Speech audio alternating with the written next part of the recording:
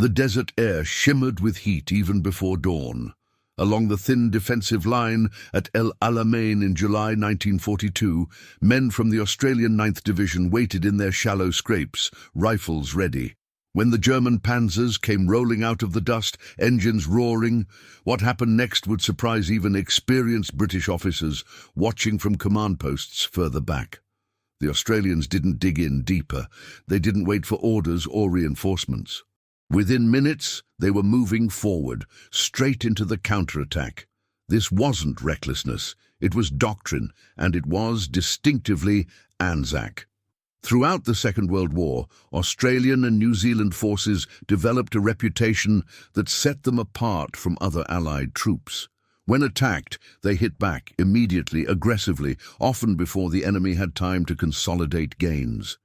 Historical accounts from El Alamein describe how the Australians spent days fighting off heavy counterattacks, as Rommel redirected much of his forces against them. But what's less often discussed is why ANZAC troops were so quick to strike back in the first place.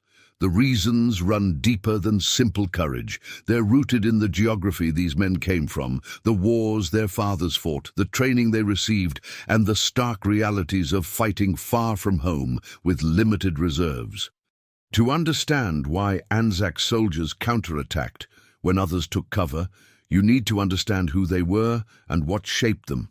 Australia and New Zealand entered the Second World War in September 1939 when Britain declared war on Germany. For both nations, still deeply connected to the empire, there was never really a question of staying out. Most Australians seemed to support the decision to be involved in the war, with all major political parties, churches and newspapers supporting involvement. But unlike 1914, when young men rushed to enlist in a fever of enthusiasm, this time the response was more measured. The memory of the Great War still hung heavy. The casualty lists, the missing limbs, the men who came home changed. The Second Australian Imperial Force, or AIF, began forming in the months after war was declared. These weren't conscripts. Australia twice rejected conscription during the Great War, and the government remembered that bitter division. The second AIF would be volunteers, men who chose to go. Some were looking for adventure, some for steady pay during what remained difficult economic times after the Depression. Others simply felt it was their duty. The concept of mateship, of standing by your mates, of not letting the bloke beside you down, ran deep in Australian culture, shaped by the harsh outback, by isolated communities where people depended on each other. New Zealand's response followed a similar pattern. Over 140,000 New Zealanders would serve overseas in the Second World War, with around 11,900 losing their lives. For a nation of barely 1.5 million people, this represented an enormous commitment. The Second New Zealand Expeditionary Force formed with the same volunteer spirit, drawing men from farms and cities, from Maori communities and Pākehā families alike. The first Australian divisions shipped out in early 1940, bound not for France, but for the Middle East. They trained in Palestine in the rocky hills and desert heat that would become familiar terrain. The 9th Division, formed in Britain later that year, initially intended to help defend against German invasion. The 9th Division was the 4th AIF division raised, being formed in the United Kingdom in late 1940. When the invasion threat passed, they too headed for the Middle East. New Zealand forces arrived in Egypt in early 1940 and began the same grinding preparation: desert navigation, weapons training, physical conditioning in brutal heat. The 2nd NZ Division would fight alongside Australian units throughout the North African campaign, forming the ANZAC Corps once again, though this time the organisation was looser than the formal corps structure of the Great War. What the troops found in North Africa was a different kind of warfare from the trenches their fathers had known. This was mobile war, fought across vast empty spaces where armies could maneuver and flank. Tobruk, besieged by German and Italian forces in 1941, became the first major test. During the siege of Tobruk, the 9th Division, reinforced by the 18th Brigade of the 7th Division and British artillery and armoured regiments, used fortifications, aggressive patrolling and artillery to contain and defeat repeated German armoured and infantry attacks. The word aggressive appears again and again in accounts of the siege. The Australians didn't just defend, they sent out patrols, raided enemy positions, kept the Germans off balance. This aggressive approach wasn't accidental. It came partly from the officers commanding these divisions, men like Leslie Morshead, who led the 9th Division with a philosophy of active defence. But it also reflected something in the training and temperament of the troops themselves. Many had grown up on farms or in country towns where you fixed your own problems, where waiting for help that might never come wasn't an option. The Australian bush taught self-reliance. So did the isolated sheep stations of New Zealand's high country. There was something else too. These men were volunteers, fighting someone else's war on foreign soil. They hadn't been invaded. Their homes weren't threatened. Not yet, anyway, though that would change when Japan entered the war. What kept them fighting wasn't fear of occupation or defense of homeland. It was duty, certainly, and loyalty to the empire.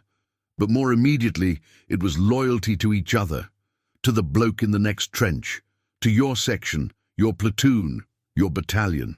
Mateship wasn't just a nice idea, it was survival. This created a particular tactical mindset. If your mate got hit, you didn't wait to be told to help him. If your section was pinned down, you moved to support them. And if the enemy attacked, you hit back before they could dig in, because the longer you waited, the more of your mates would die, trying to shift them later. The German and Italian forces learned this the hard way at Tobruk. Rommel, used to rapid advances and flexible tactics, found himself stalled by an enemy that wouldn't stay stalled, that kept pushing back. The siege lasted 8 months, far longer than the 2 months the Australians had been ordered to hold for. When they were finally relieved and pulled out, Rommel himself reportedly said the Australians were the best troops he'd faced. But Tobruk was just preparation for what came next. By mid-1942, the war in North Africa had reached a crisis point. Rommel's Africa Corps had pushed deep into Egypt, threatening the Suez Canal and beyond it, the oil fields of the Middle East. If the canal fell, the entire British position in the Mediterranean would collapse. Supply lines to India and Australia would be cut. It wasn't just a tactical defeat on the horizon, it was potentially a strategic catastrophe. The Australian 9th Division formed a key part of the defence at El Alamein between July and November 1942, taking up positions on the northern sector of the line, nearest the Mediterranean coast. This was deliberate.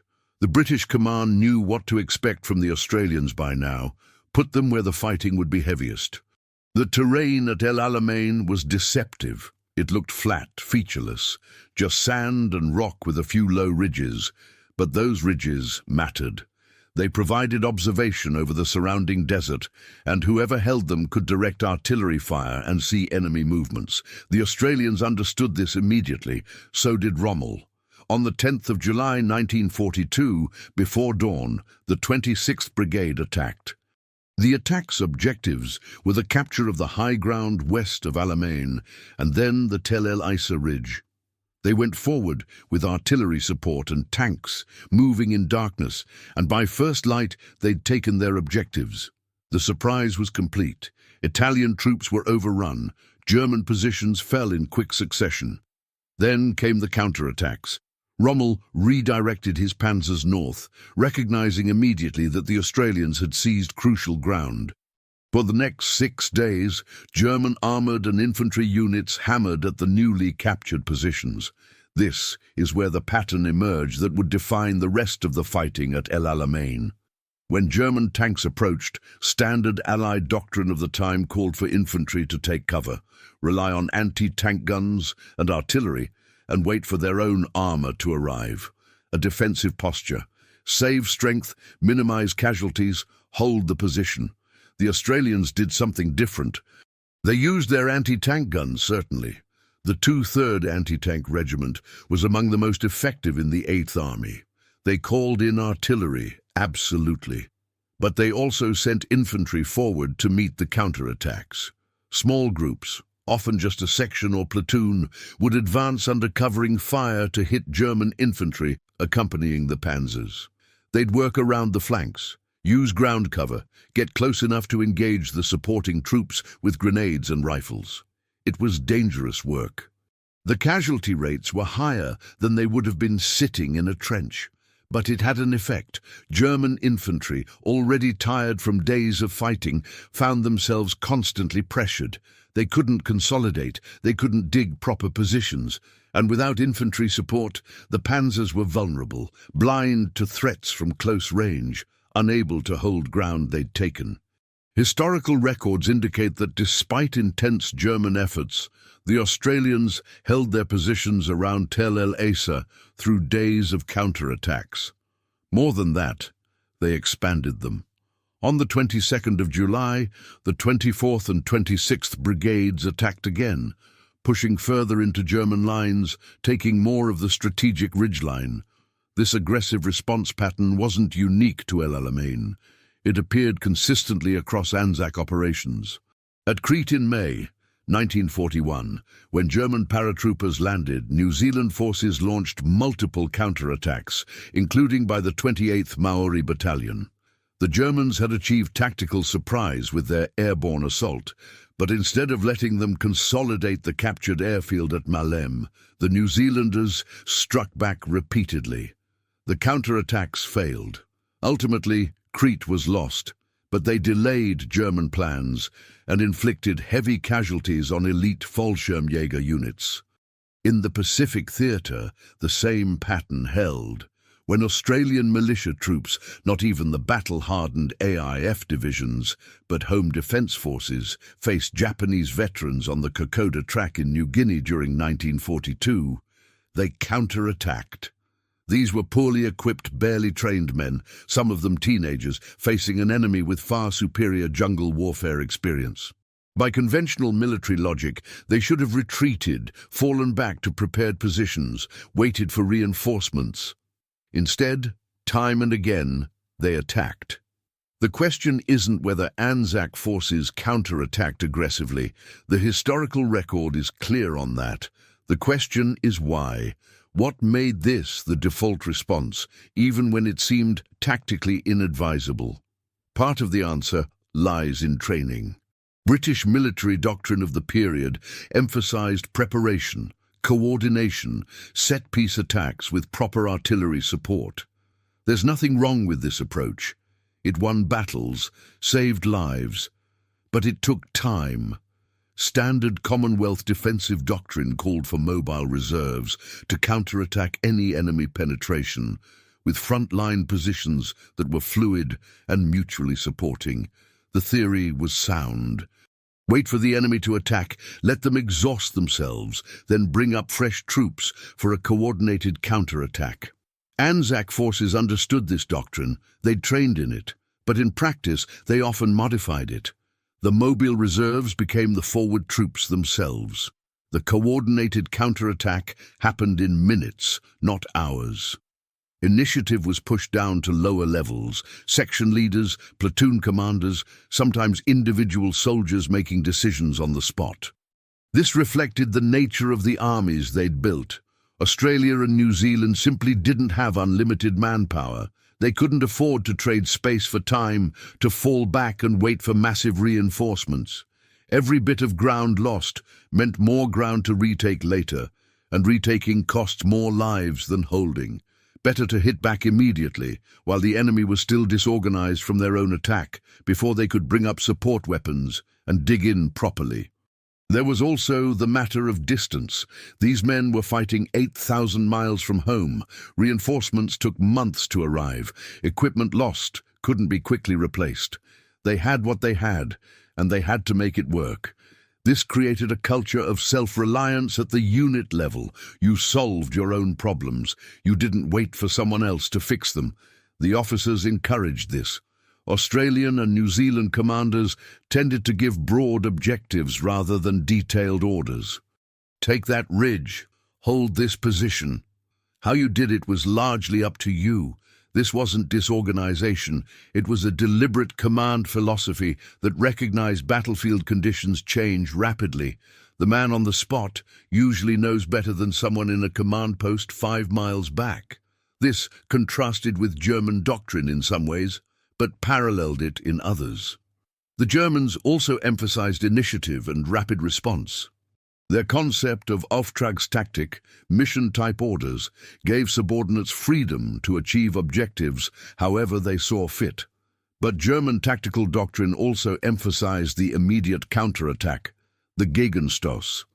German forces distinguished between hasty counterattacks to prevent opponents from consolidating captured positions and methodical counterattacks that took place after reconnaissance and reinforcement. The ANZAC approach split the difference. It was faster than British methodical planning, but not quite as systematized as German doctrine. It was pragmatic, adaptable, and it relied heavily on the quality and initiative of small unit leaders, sergeants, lieutenants, captains who'd been given broad latitude to make decisions. The men themselves had something to do with it too. The volunteers who formed the 2nd AIF and 2nd NZEF weren't professional soldiers, but many had skills that translated well to warfare. Farm boys could shoot, navigate rough country, work long hours in difficult conditions. City tradesmen could fix equipment, improvise solutions. The culture they came from valued practical competence over following rules. If something needed doing and the rule book didn't cover it, you figured it out. This showed up in the way ANZAC troops fought. They were excellent at small unit tactics, patrols, raids, quick attacks with limited objectives. They were less comfortable with large, rigidly planned operations where individual initiative had to be suppressed for the sake of coordination. Give them a problem and trust them to solve it, they'd excel. Tell them exactly how to solve it, and they'd still succeed, but you'd have lost something in the process. Back at El Alamein, through the scorching months of July, August and September 1942, this approach was tested repeatedly. The 9th Division held the northern sector, and Rommel kept trying to break through. The 9th Australian Division was involved in attacks on 10, 21, 22 and 26–27 July, but despite breaking into the enemy defensive line, determined resistance and poor armoured support prevented these gains being exploited. The Australians pushed forward, then had to fight to hold what they'd taken as German panzers tried to drive them back. The men lived in slit trenches, shallow holes scraped in the rocky ground. During the day, the temperature soared, 40 degrees, sometimes more. At night, it dropped sharply. Water was rationed, food was monotonous, and flies swarmed over everything. Artillery fell randomly. German Stuka dive bombers appeared without warning. It was miserable, dangerous, grinding work, but the division held. More than held, they kept attacking.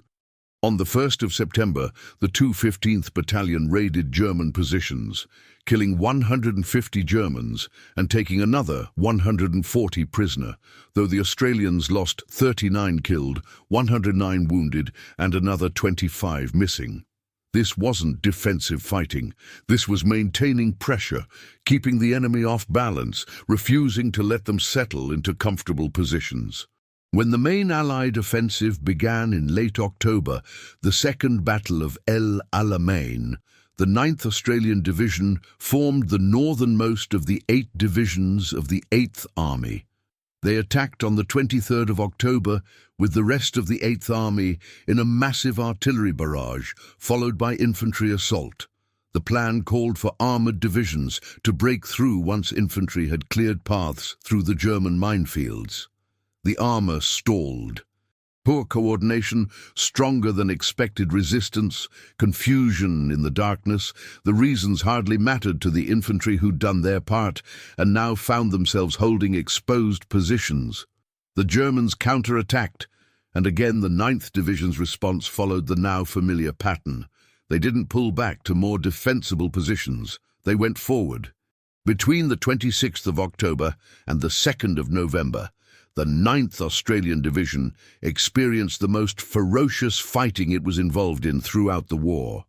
The division was given what the British called a crumbling role, attacking repeatedly to wear down German reserves and pull them away from other sectors where the main breakthrough was planned. This meant attacking against prepared positions under artillery fire with limited tank support. The cost was severe. The 9th Australian Division lost 620 men killed and another 1,944 wounded in the October battle. For a division of roughly 16,000 men, this represented devastating casualties.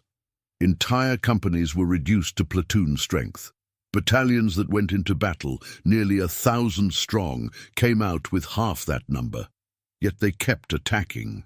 On the night of the 31st of October, two brigades, the 20th and 26th, launched another assault, capturing a bridgehead that included German medical posts, defensive positions known as the Blockhouse, and Barrel Hill.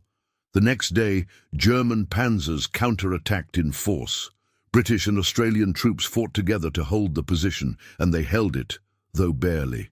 Accounts from survivors describe confusion, exhaustion, ammunition running low, casualties mounting. Yet the position held. This is where Montgomery's breakthrough finally came. While German reserves were committed to stopping the Australians in the north, British armoured divisions broke through further south. By 2nd November, the Axis forces were short on fuel and other supplies, and Rommel sought permission to withdraw. Permission was initially denied, then granted, and the retreat began. El Alamein was won. Afterwards, Montgomery himself acknowledged what the 9th Division had accomplished. Years later, he told a friend that winning was only made possible by the bravery of the 9th Australian Division in holding the road against counterattacks and slowly pushing forward, despite increasing casualties. He said he knew of no other Allied division that could have done it. This wasn't simply British courtesy. The 9th Division's aggressive defence, the constant counterattacks, the refusal to yield ground, the willingness to take casualties to maintain momentum, had shaped the entire battle. By pulling German reserves north and keeping them committed there, the Australians had created the conditions for Montgomery's breakthrough elsewhere. But it came at a price that Australia struggled to pay. Between July and November 1942, the 9th Division suffered almost 5,500 casualties. The Australian government, facing a Japanese threat much closer to home, requested the division's return. By early 1943, the 9th Division was sailing for Australia, their war in the desert over. The question remained, though. Why had they fought that way? Why counterattack immediately when other Allied forces would have consolidated first? The answer, emerging from letters home, from war diaries, from post-war accounts, wasn't simple. It was a combination of factors: training, leadership, culture, necessity. But perhaps most fundamentally, it came down to how these men saw their role. They weren't defending their own soil. Not yet. They weren't fighting in France like their fathers had, where the next trenchback might still be in Allied territory. In North Africa, every metre given up meant mates left behind.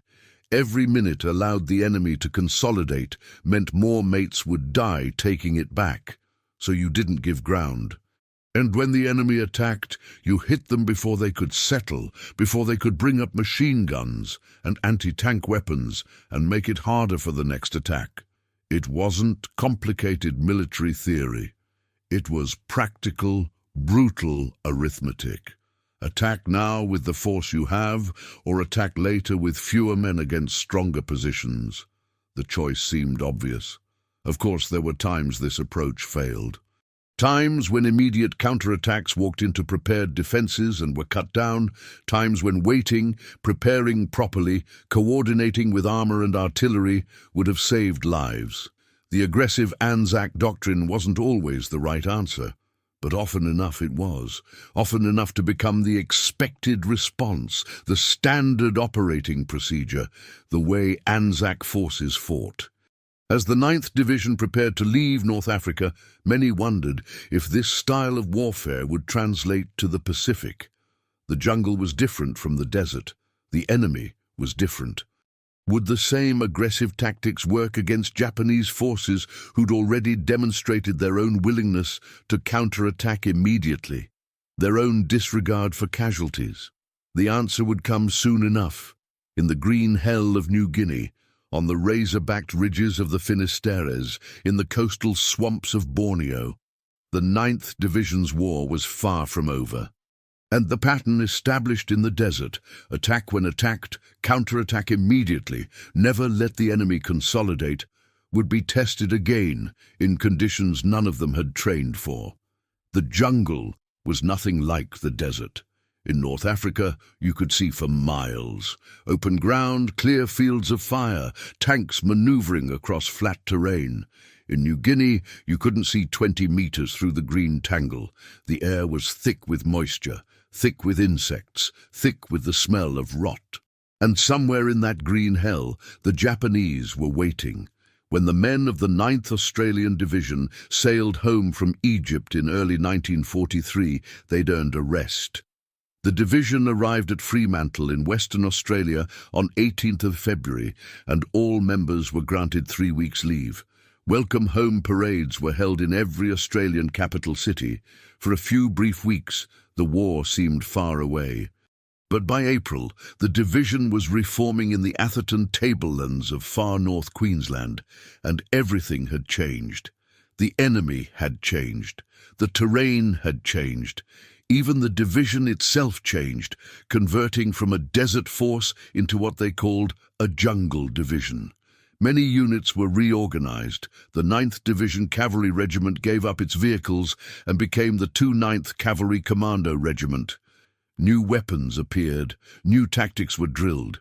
The Australians trained for amphibious operations near Cairns, learning to climb down cargo nets into landing craft, to wade ashore under fire.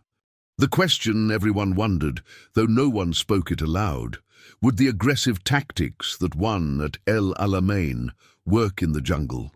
The answer had actually been emerging for months in the mountains of Papua, where Australian militia troops, derided as chocos, chocolate soldiers who'd supposedly melt in battle, had been fighting for their lives against some of Japan's best infantry. The Kokoda track was barely 60 miles long, running north to south across the Owen Stanley Range. On 21st July 1942, Japanese forces landed on the northern coast, at Gona and Buna, and began advancing towards Kokoda village. The only troops standing in their way were Victorian militiamen of the 39th Infantry Battalion and the Papuan Infantry Battalion. These weren't the battle-hardened veterans of Tobruk. They were young men, barely trained, poorly equipped, facing an enemy with years of jungle warfare experience. By every conventional military calculation, they should have collapsed. The Japanese South Seas Detachment numbered over 6,000 veterans.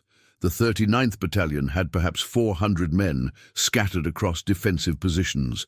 When the Japanese captured Kokoda and its vital airfield on 29th July, it seemed the route to Port Moresby lay open, but the Australians didn't run.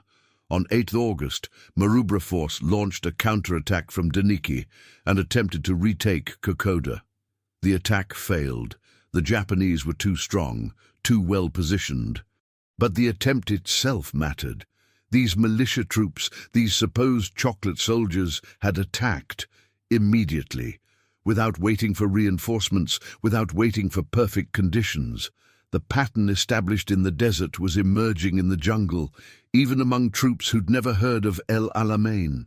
When veteran AIF formations arrived to reinforce the militia, the 21st Brigade coming north from Australia, they found men who'd learned the hard way. Private Bruce Kingsbury of the 214th Battalion demonstrated what this meant at Isurava on 29th August. When Japanese forces assaulted Australian positions, Kingsbury rushed forward with his Bren gun to drive back the enemy in a determined counterattack. He was killed in the action, posthumously awarded the Victoria Cross, the first VC of the New Guinea campaign. Rushing forward, counterattack. These weren't tactics from a manual. They were instinct, earned through weeks of brutal fighting where hesitation meant death. Throughout September, the Australians withdrew down the Kokoda Track, fighting delaying actions at Eora Creek, Templeton's Crossing, Efogee. Each time the pattern repeated.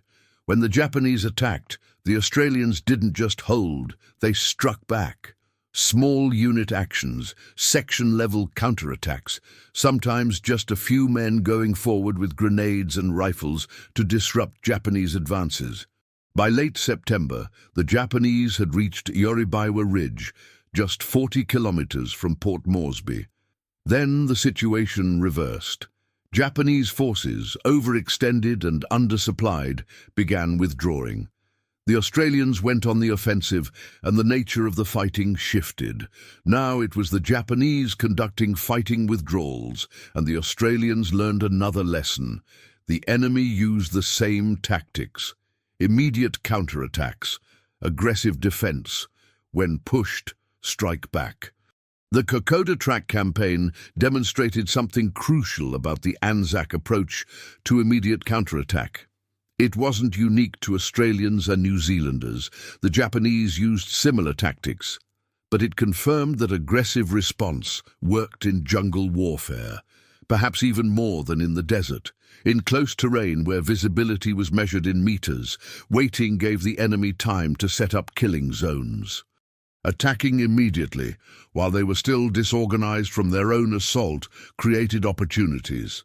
Approximately 625 Australians were killed along the Kokoda Trail, and over 1,600 were wounded.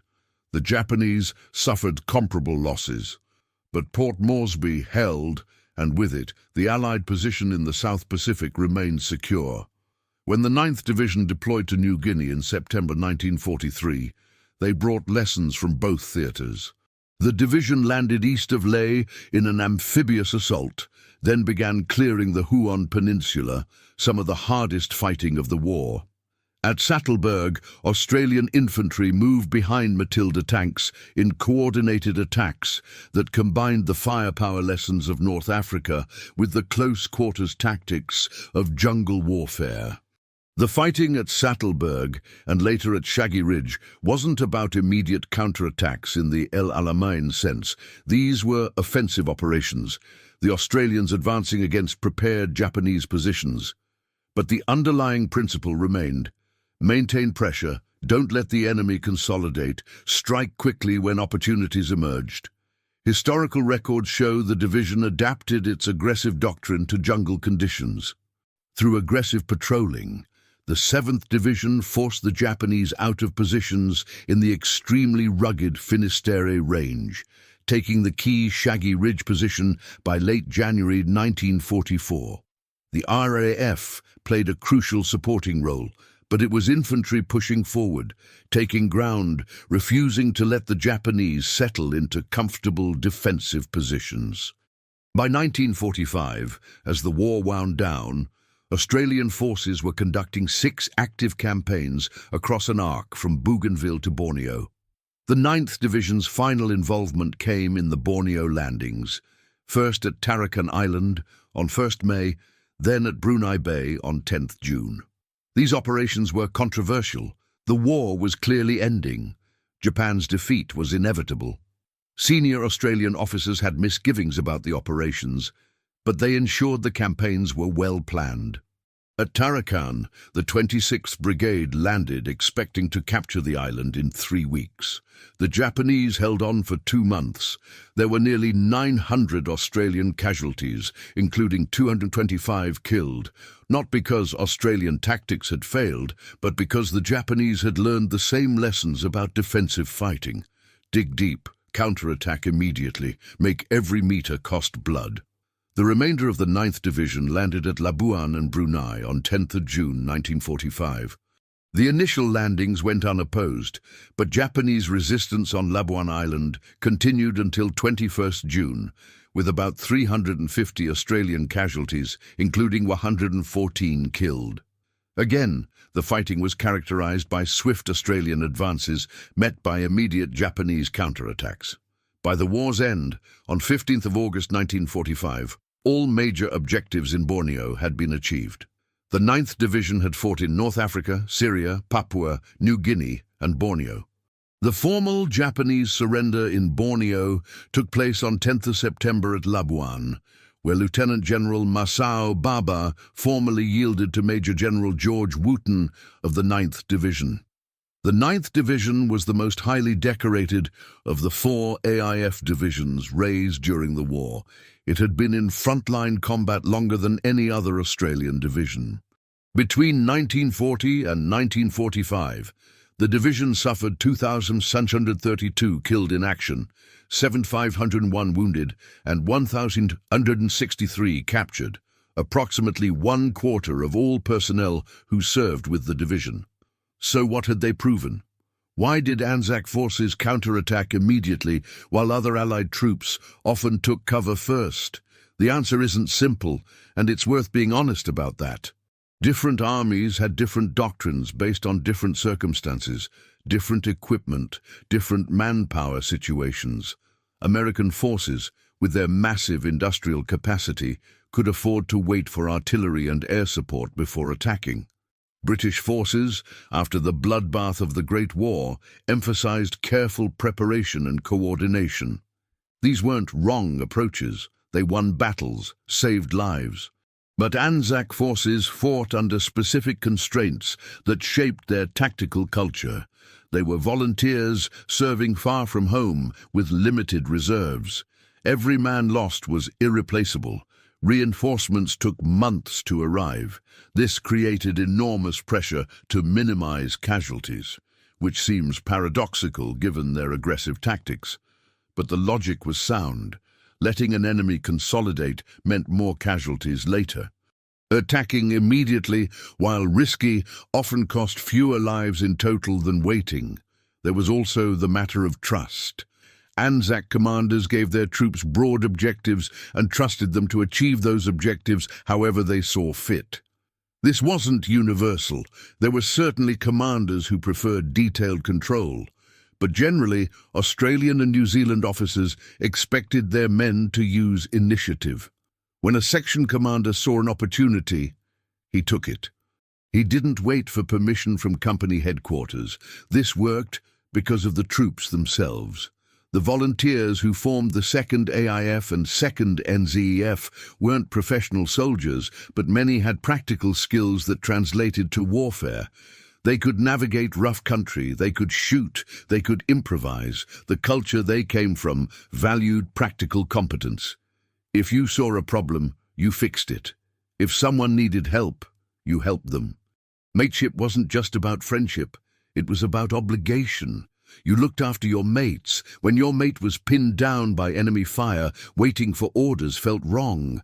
When your section was attacked, waiting to be told to counterattack felt like abandoning them. So you moved, you went forward, you struck back. This created a tactical culture where immediate counterattack became expected behavior, not reckless.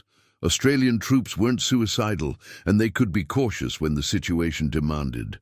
But when attacked, the default response was to attack back. Hard, immediately. The Japanese recognized this. Lieutenant General Tsutomu Yoshihara, Chief of Staff of Japan's South Seas Army, later said of the Kokoda campaign, "In the Kokoda battle, the Australian soldiers' qualities of adaptability and individual initiative enabled them to show tremendous ability as fighting men in the jungle. They were superb. Even the Germans acknowledged it." Rommel's assessment of the Australians at Tobruk influenced German tactical planning throughout the North African campaign. When you fought Australians, you expected immediate counterattacks. You planned for them. And often, even when you planned for them, they still succeeded. Montgomery's comment after El Alamein that no other Allied division could have done what the 9th Division did wasn't just British politeness, it reflected a genuine recognition that something different was happening with these troops. They fought with a combination of discipline and initiative, of planning and improvisation that was genuinely distinctive. But it's important not to romanticize this. Aggressive counterattacks cost lives. At Ruin Ridge in July 1942, the 228th Battalion was virtually wiped out when their attack ran into German tanks and supporting forces failed to arrive. Over 1,000 men were lost in a single operation. The aggressive doctrine didn't always work. Sometimes it was simply the wrong choice for the tactical situation. Australian commanders knew this. The decision to return the 9th Division from North Africa in 1942 wasn't just about facing the Japanese threat. It was also recognition that casualty rates weren't sustainable. Australia couldn't keep feeding men into the meat grinder. The other Australian divisions, the 6th, 7th and 8th, fought with similar aggressive tactics and suffered similar casualties. The 8th Division, captured at Singapore in 1942, suffered terribly in Japanese prisoner-of-war camps. About 15,000 Australian and British prisoners were sent to Sandakan in North Borneo during 1942 and 43. By war's end, only 6 men survived, all Australians who'd escaped into the jungle. New Zealand forces faced the same challenges. The 2nd NZ Division fought throughout the North African campaign with distinction. At Crete in May 1941, New Zealand troops mounted multiple counterattacks against German paratroopers, including actions by the 28th Maori Battalion.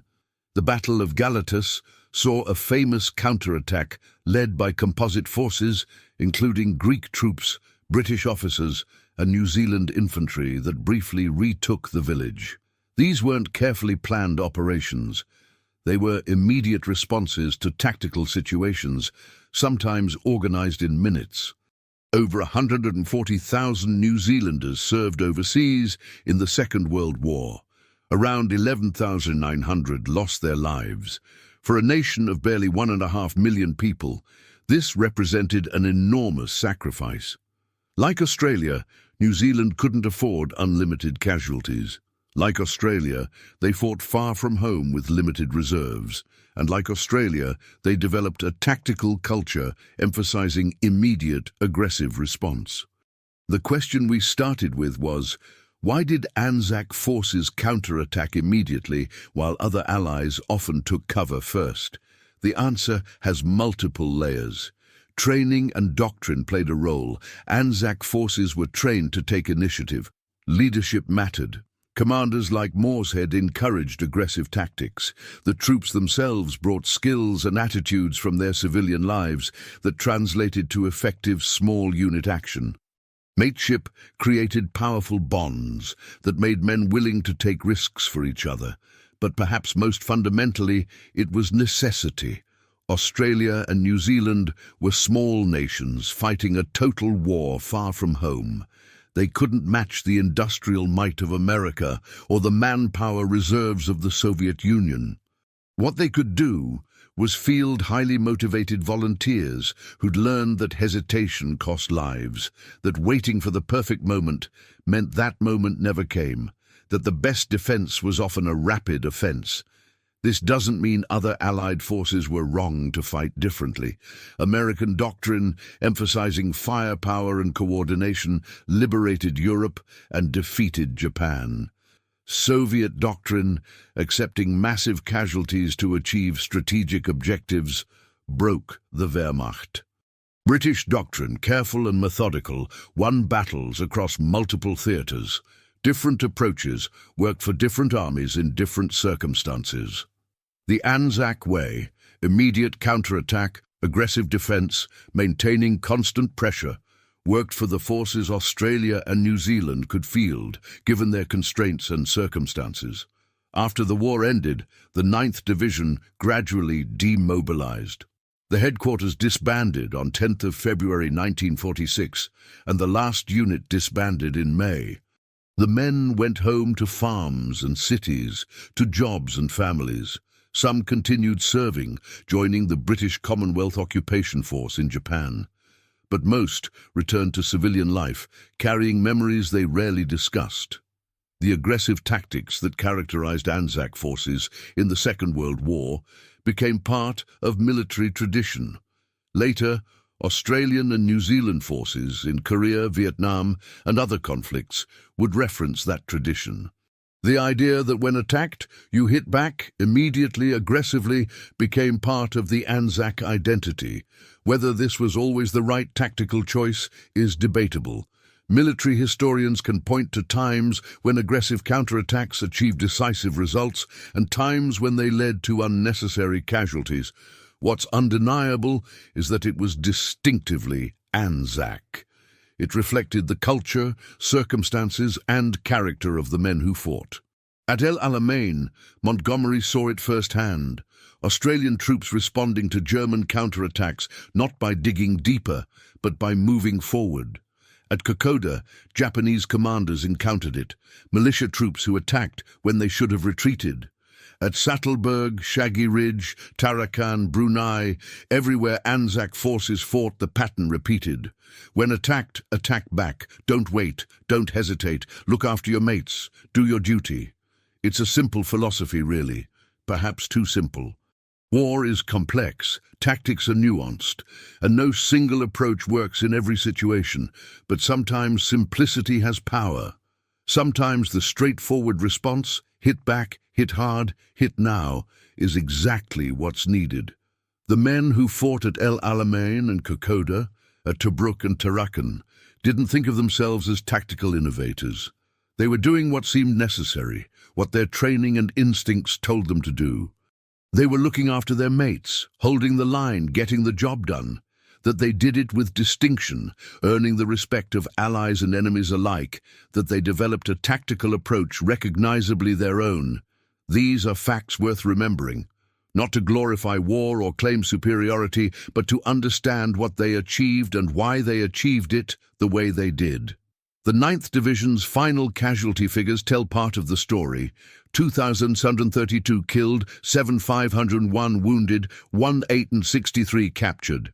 But numbers can't capture what those men did or why they did it. The statistics don't show the section commander deciding in a split second to counterattack rather than take cover.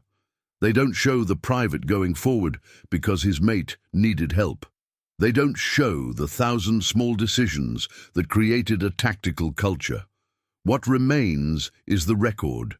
Official histories, war diaries, letters home, personal accounts. And the broader historical recognition that ANZAC forces in the Second World War fought with a distinctive aggressive quality. They counterattacked immediately. They maintained pressure. They refused to yield ground without a fight, and when forced to yield, they made the enemy pay. This wasn't recklessness, it was doctrine, shaped by necessity, refined by experience, executed by men who'd volunteered to fight far from home, and who looked after each other in the only way they knew how. When the last veterans pass, when the living memory fades, the question will remain, why did they fight that way? Why counterattack immediately when others took cover? The answer, perhaps, is simpler than we think. They fought that way because it was what the situation demanded, because their mates needed them, because giving ground meant more mates would die taking it back, because sometimes the best way through hell is straight ahead, and because they were ANZAC.